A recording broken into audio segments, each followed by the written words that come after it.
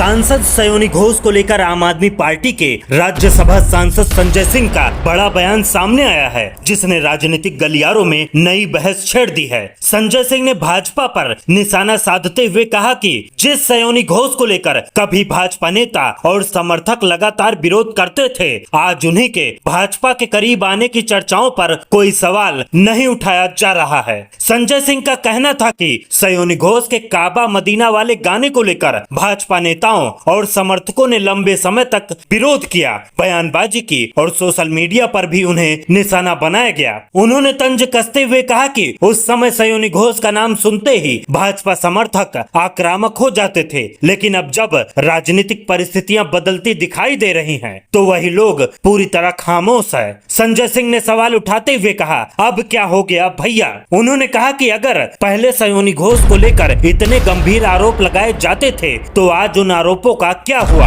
और अब वही लोग चुप क्यों हैं? संजय सिंह का आरोप है कि भाजपा राजनीति में सुविधाजनक अनुसार अपने रुख बदलती है और यही कारण है कि पहले जिन लोगों का विरोध किया जाता है, बाद में वही लोग स्वीकार हो जाते हैं।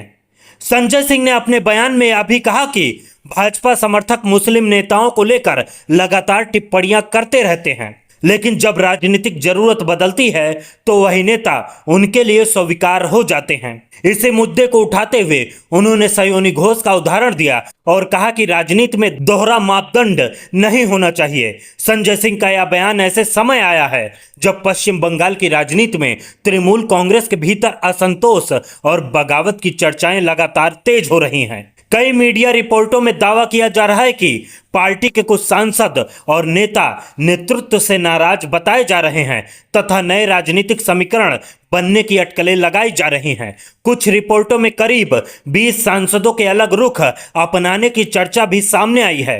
हालांकि इन दावों को लेकर राजनीतिक स्तर पर अलग अलग प्रतिक्रियाएं देखने को मिल रही हैं। इसी बीच सयोनी घोष का नाम भी लगातार चर्चा में बना हुआ है और यही वजह है कि संजय सिंह का बयान और ज्यादा सुर्खियां बटोर रहा है।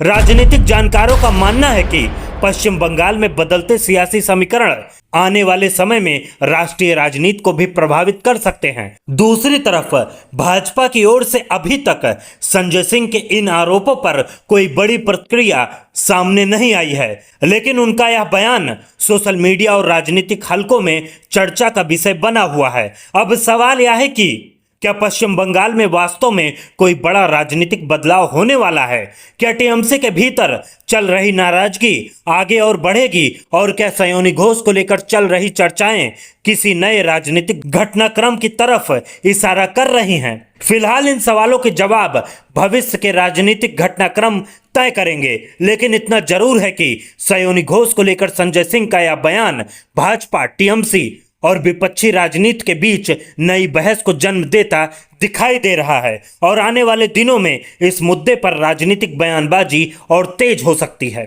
पश्चिम बंगाल की राजनीति में सयोनी घोष पिछले कुछ वर्षों में तेजी से उभरने वाले चेहरों में गिनी जाती हैं। राजनीति में आने से पहले उन्होंने बंगाल फिल्म और टेलीविजन इंडस्ट्री में अपनी अलग पहचान बनाई थी।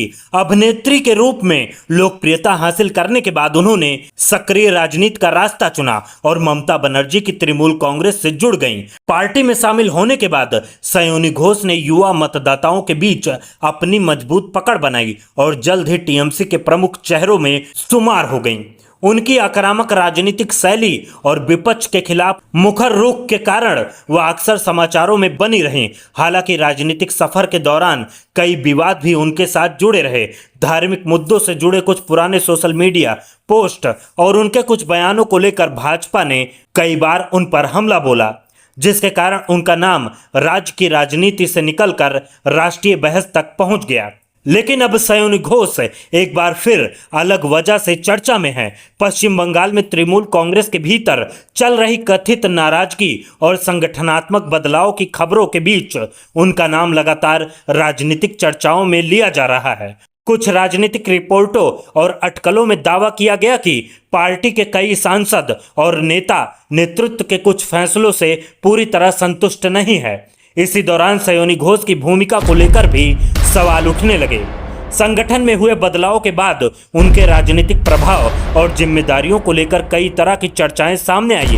हालांकि टीएमसी नेतृत्व लगातार यह कहता रहा कि पार्टी पूरी तरह एकजुट है और किसी प्रकार का संकट नहीं है, लेकिन विपक्षी दल इन घटनाक्रमों को अलग नजरिए से देख रहे हैं। यही वजह है कि जब हाल में उनके नाम को लेकर नए राजनीतिक समीकरणों की अटकलें तेज हुई तो राष्ट्रीय स्तर पर भी इस मुद्दे की चर्चा बढ़ गई। आम आदमी पार्टी के सांसद संजय सिंह द्वारा उनका नाम लेकर भाजपा पर सवाल उठाने के बाद सयोनी घोष एक बार फिर सुर्खियों के केंद्र में आ गई। अब राजनीतिक विश्लेषकों की नजर इस बात पर टिकी है कि आने वाले समय में पश्चिम बंगाल की राजनीति किस दिशा में जाती है और सयोनी घोष की भूमिका उसमें कितनी महत्वपूर्ण साबित होती है।